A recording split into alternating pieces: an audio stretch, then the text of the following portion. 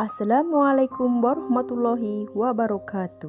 Sahabat seiman, batu Hajar Aswad merupakan batu yang memiliki nilai sejarah dalam perkembangan Islam. Batu tersebut diyakini sebagai batu berasal dari surga yang ditemukan pertama kali oleh Nabi Ismail.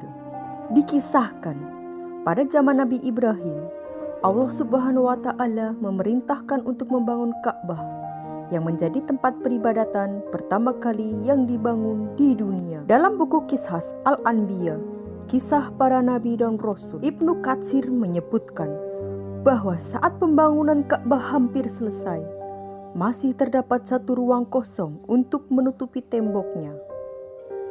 Nabi Ibrahim alaihissalam kemudian berkata kepada anaknya, yaitu Nabi Ismail. Nabi Ismail diperintahkan untuk mencari batu agar ruang kosong itu bisa segera tertutup. Dalam perjalanan mencari batu, Nabi Ismail bertemu dengan malaikat Jibril. Malaikat Jibril datang kepadanya dengan memberikan batu hitam atau yang disebut Hajar Aswad. Nabi Ismail dengan senang hati menerimanya dan segera memberikan kepada sang ayah. Nabi Ibrahim pun menanyakan asal mula batu ini berasal. Nabi Ismail menjawab, batu ini aku dapatkan dari yang tidak memberatkan cucuku dan cucumu. Nabi Ibrahim kemudian mencium batu tersebut, diikuti dengan Nabi Ismail. Hingga sampai saat ini, seluruh umat Islam yang pergi ke Ka'bah akan mencium Hajar Aswad. Dikisahkan dari Abdullah bin Amru berkata, malaikat Jibril telah membawa Hajar Aswad dari surga, lalu meletakkannya di tempat yang kamu lihat sekarang ini. Kamu tetap akan berada dalam kebaikan selama Hajar Aswad itu ada. Nikmatilah batu itu selama kamu masih mampu menikmatinya, karena akan tiba saat di mana Jibril datang kembali untuk membawa batu tersebut ke tempat semula, yaitu surga. Konon, batu Hajar Aswad memiliki warna yang terang, namun semakin lama, Hajar Aswad berubah warna menjadi kehitam yang merupakan cerminan dari dosa umat manusia. Dalam sebuah hadis, Rasulullah SAW bersabda, batu hitam turun dari surga, dan itu lebih putih dari susu. Tetapi dosa anak Adam mengubahnya menjadi hitam.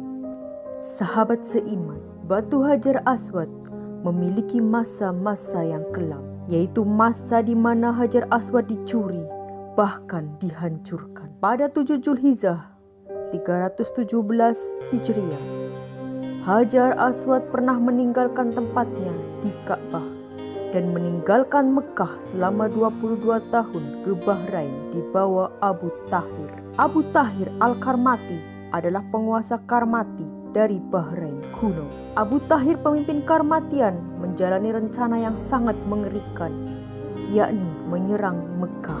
Saat pertama kali tiba di kota, dia tidak diizinkan masuk. Agar bisa masuk, dia mengambil sumpah damai yang bisa menjamin keberadaannya tetap membawa kedamaian. Sayangnya, dia tidak menepati janjinya. Semua yang dia lakukan sama sekali tidak damai. Pada hari pertama haji, kaum Karmati menyerang Mekah. Tentara Karmati datang dengan kuda mereka dan memasuki Masjidil Haram. Mereka mulai membantai para peziarah dengan brutal. Ada sekitar 30.000 jamaah haji tewas saat mereka salat di sekitar Ka'bah. Orang-orang Karmati mengejek para peziarah dengan ayat-ayat Al-Quran saat mereka dibunuh. Mereka menjarah Ka'bah, menghancurkan gedung-gedung rumah, budak-budak disita, dan mayat-mayat peziarah dilempar ke dalam sumur Zam-Zam.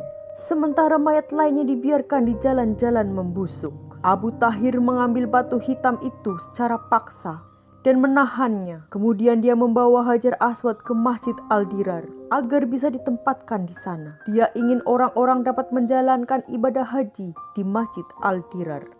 Namun Allah berkata lain, dia tidak pernah mendapatkan apa yang dia inginkan. Abu Tahir meninggal dalam kematian yang paling mengerikan.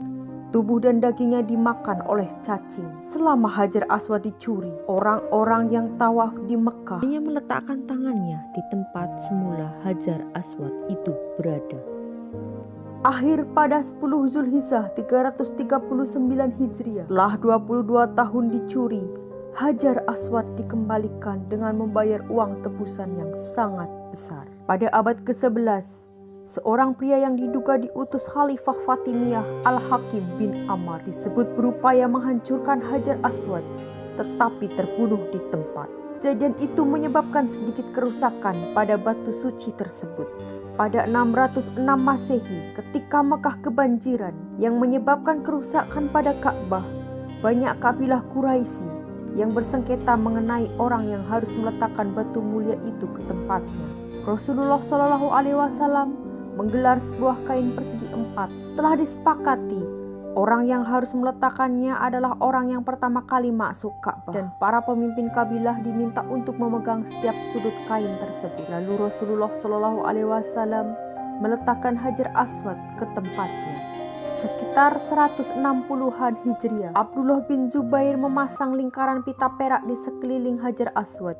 Pemasangan pita perak itu dilakukan agar Hajar Aswad tetap utuh dan tidak mudah pecah. Pemasangan pita perak berikutnya dilakukan pada 189 Hijriah, ketika Sultan Harun ar-Rasyid berkuasa.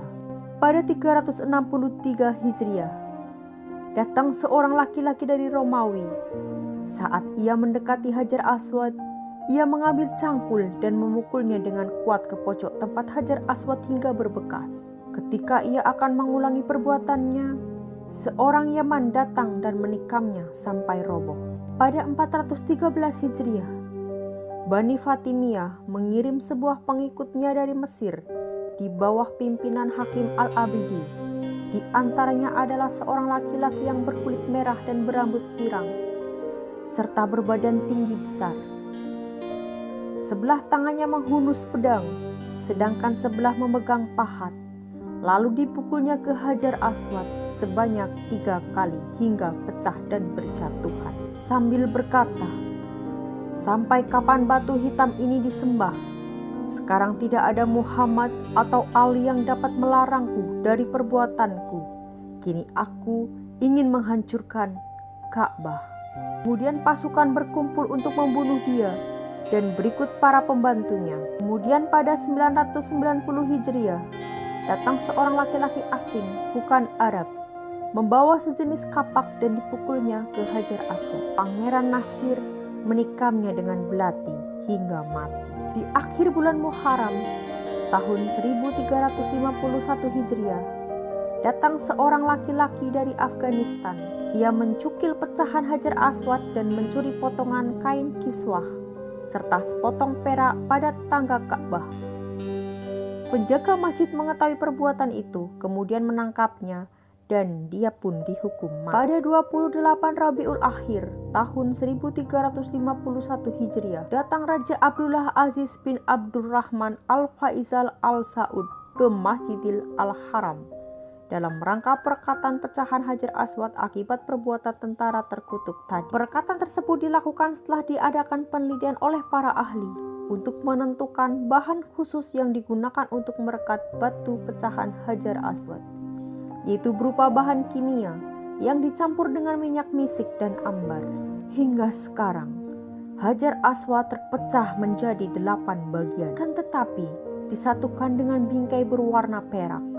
Saudara seiman, baru-baru ini pemerintah Arab Saudi telah merilis foto Hajar Aswad dengan resolusi tinggi untuk pertama kalinya. Foto Hajar Aswad tersebut merupakan foto pertama kali Hajar Aswad dipotret dengan resolusi tinggi, yakni dengan 49.000 megapiksel. Terdapat 1050 stok foto untuk diproses selama 50 jam untuk menghasilkan gambar 49.000 megapiksel tersebut. Siapapun yang melihat foto tersebut dapat memperhatikan setiap detail bagian Hajar Aswad. Batu Hajar Aswad merupakan batu yang akan menjadi saksi pada hari kiamat yang akan datang.